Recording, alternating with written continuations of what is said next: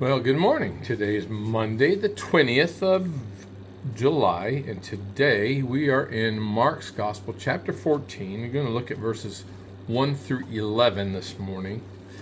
The Word of God says, After 2 days, it was the Passover and the Feast of Unleavened Bread.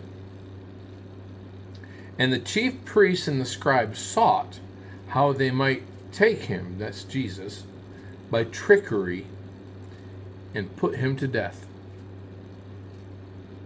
But they said, Not during the feast, lest there be an uproar of the people.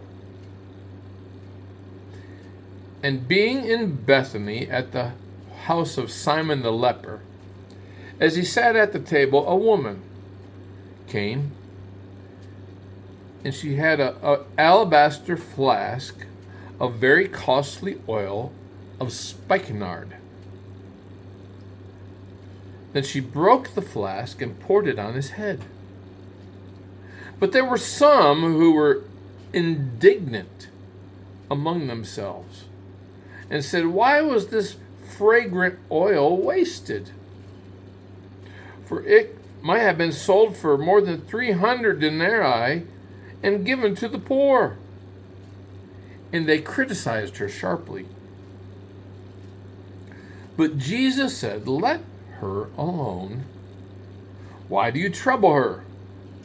She has done a good work for me.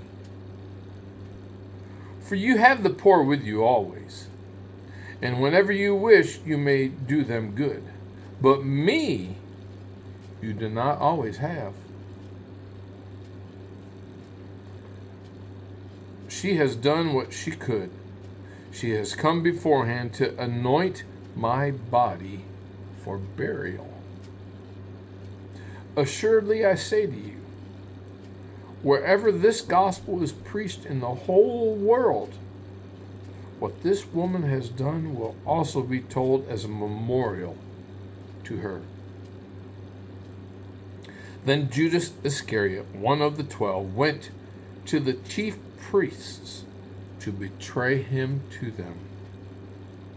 And when they heard it, they were glad and promised to give him money. So he sought how he might conveniently betray him.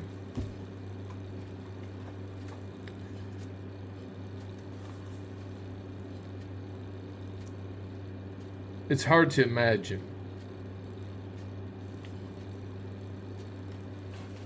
that Judas had been with Jesus for 3 years. He had seen Jesus walk on water. He had seen Jesus raise Lazarus from the dead. He had seen Jesus heal lepers and give sight to the blind and make the lame to walk again. And he had been part of the group that saw Jesus feed the multitude with loaves and fishes. He was one of the men who carried a basket full of leftovers.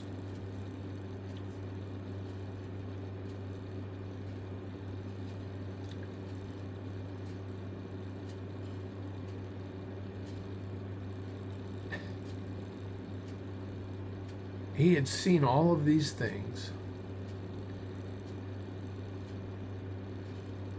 And yet because his agenda didn't line up with Jesus, he's willing to betray Jesus for money. So he could buy what? If he was hungry, Jesus could feed him with nothing. He could call down manna from heaven.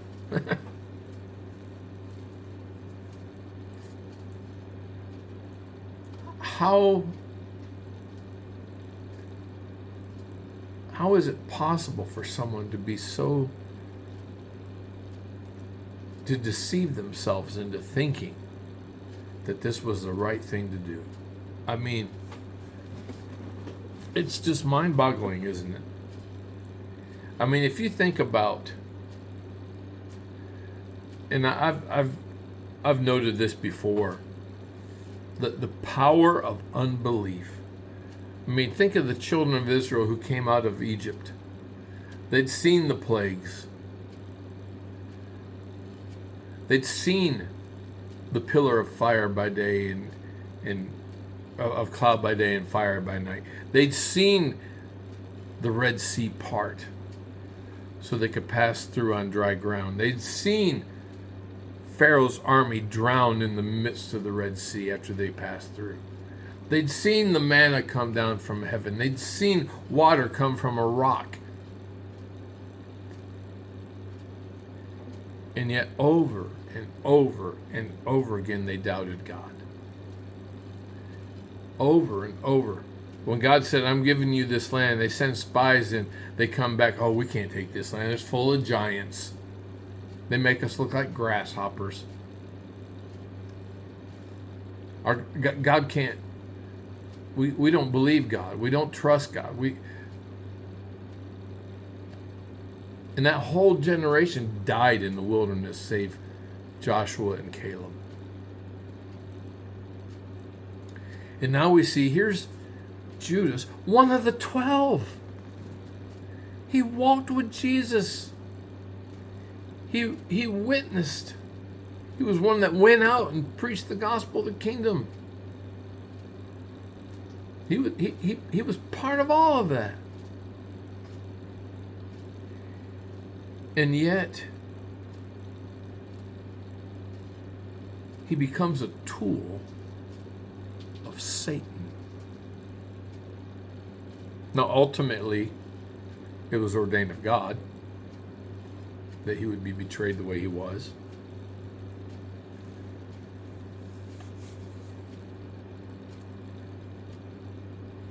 But you can be a follower of Jesus, a disciple of Jesus, and become a tool in the hand of Satan.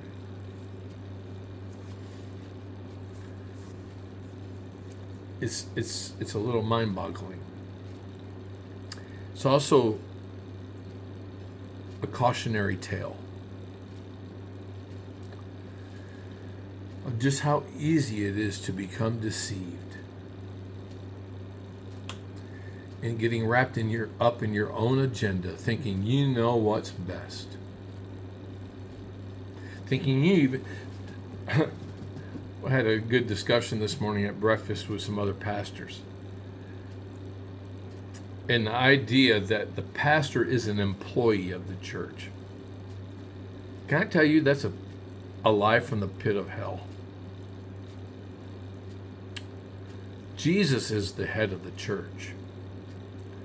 Not some board, not some committee. Jesus is the head of the church. And the pastor is the under shepherd. Jesus is the shepherd, the pastor is the under shepherd.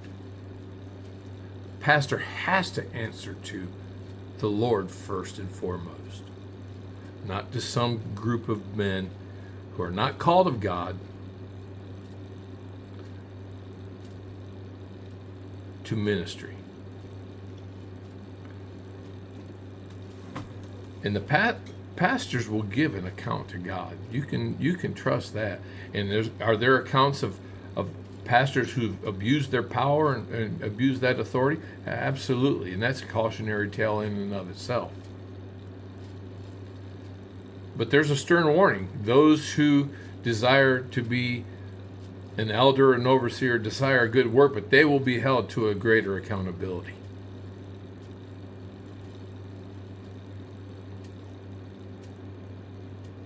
I believe in the case of Judas, and it's not mentioned in this passage, but it says that it would have been better if he'd never been born.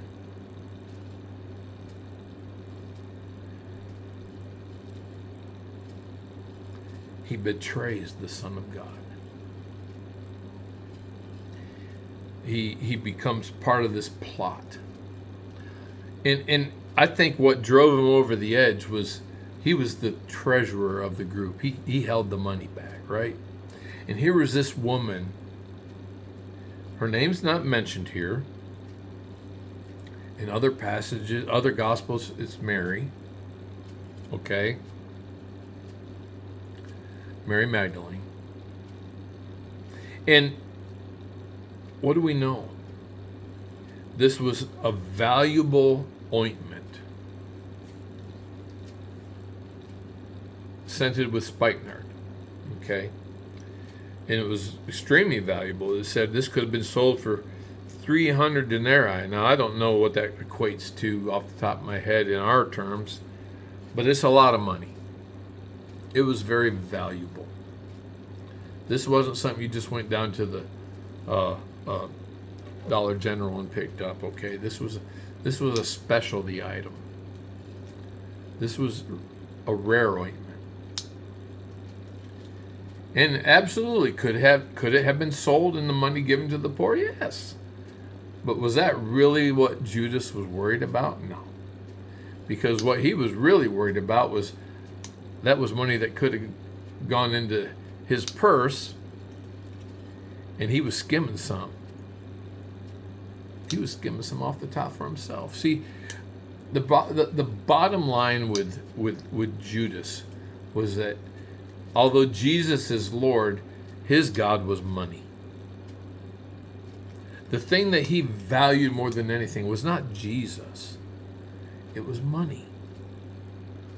It was and how foolish is it?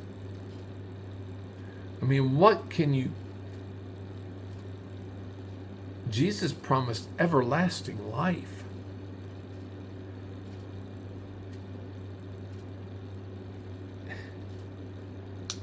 And I've preached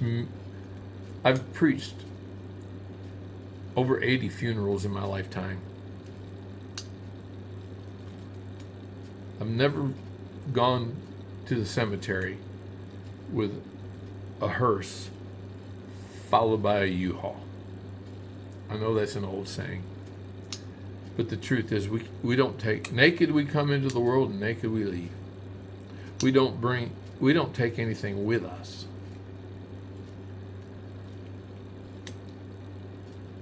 I've seen people that were dead that were billionaires, living in big estates, and they couldn't take it. They didn't take it with them. Everything we accumulate, we're going to leave to someone else, and a lot of it is going to get thrown into a landfill, or sold, or given away. But everything eventually is going to turn to dust. There are only two things in this world that are eternal. That's the Word of God and the souls of men. And I'm not talking about this Bible, because I've got Bibles back here that are falling apart from use. So the Word of God is I'm not talking about the copies that we have being eternal, but Jesus being eternal. The living Word being eternal. But the souls of men are also eternal. And unfortunately for Judas,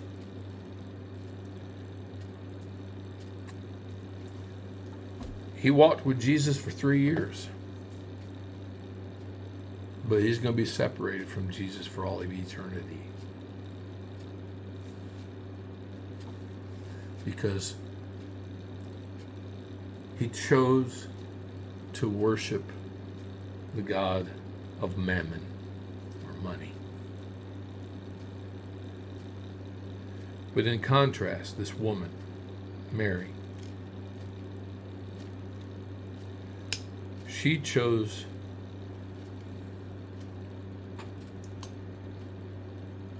to go all in worshiping the Lord. And it was tangible. It wasn't just words. It was a beautiful gift.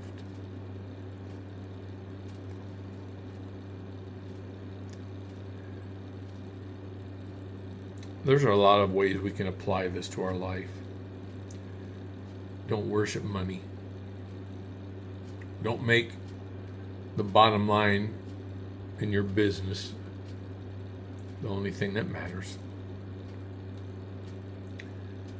Put Jesus first. There's a cautionary tale about someone who can be so close to Jesus, and yet their heart's not right.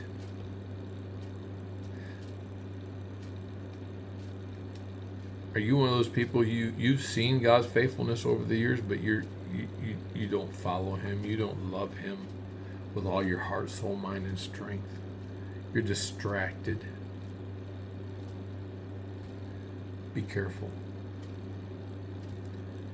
Be careful. Get your priorities right. That's all I have for today. Pray you have a great day. Have a great week. We'll see you again tomorrow.